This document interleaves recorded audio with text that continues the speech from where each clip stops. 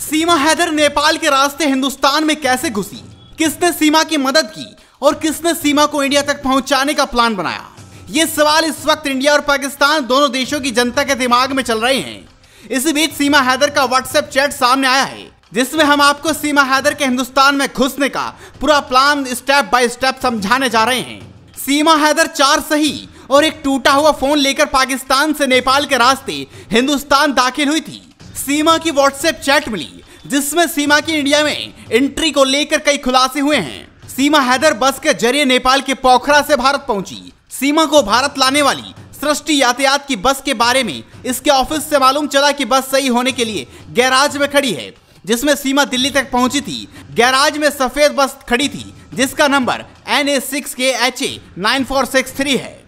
लेकिन सवाल यह भी उठता है कि अचानक सीमा का मामला सुर्खियों में आने के बाद ये बस भला गैराज में क्यों खड़ी हो गई? बस के मालिक ने बताया कि पिछले 10 दिनों से ये बस गैराज में खड़ी है और इसके इंटीरियर में कुछ चेंज होना है, वहीं इसकी जगह पर दूसरी बस चल रही है। अब सवाल ये उठता है, ये कैसे माना जाए कि इस बस से सीमा भारत आई थी?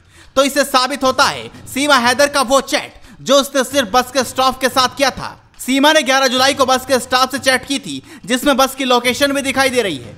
चैट में बस का नंबर 9463 भी लिखा है। बस का स्टाफ इस चैट में सीमा से बाकी पेमेंट करने के बाद स्क्रीनशॉट भेजने की बात कह रहा है। इसके बाद इस चैट में सीमा की तरफ से मीना जी नाम का एक नंबर शेयर किया जाता है और बस वाले को उस पर मैसेज भेजकर बाकी पेमेंट लेने की बात कही जाती है। ये एक्सक्लूसिव चैट के सामने आने के बाद ये भी पक्का हो गया कि भारत पहुंचने के लिए सचिन मीणा लगातार सीमा के संपर्क में था और उसकी मदद कर रहा था। बस ऑपरेट करने वाली सृष्टि यातायात कंपनी ने यह भी बताया कि बस की पेमेंट के लिए सीमा ने किसी तीसरे शख्स से दिल्ली से पैसे अकाउंट में डलवाए थे।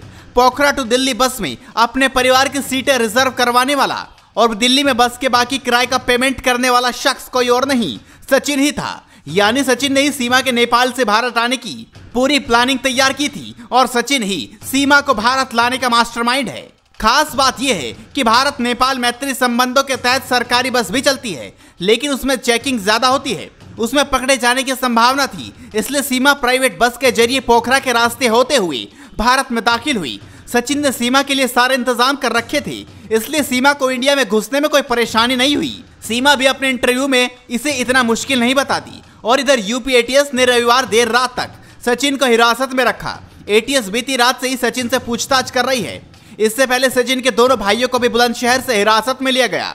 पुष्पेंद्र मीणा और पवन मीणा दोनों सचिन के भाई हैं। दोनों बुलंदशहर के अहमदगढ़ के जन सेवा केंद्र चलाते हैं। पुष्पेंद्र और पवन पर सीमा हैदर और सचिन मीणा के आधार कार्ड और अन्य दस्तावेजों में छेड़छाड़ का आरोप है।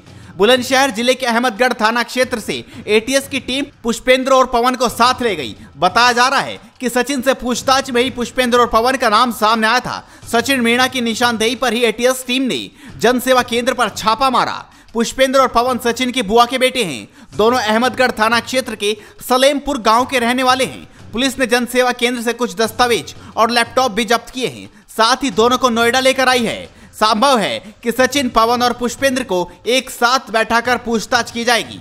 तो आप भी इस वीडियो पर अपनी राय दीजिए, इस वीडियो को शेयर कीजिए और जुड़े रहिए हेडलाइंस इंडिया के साथ।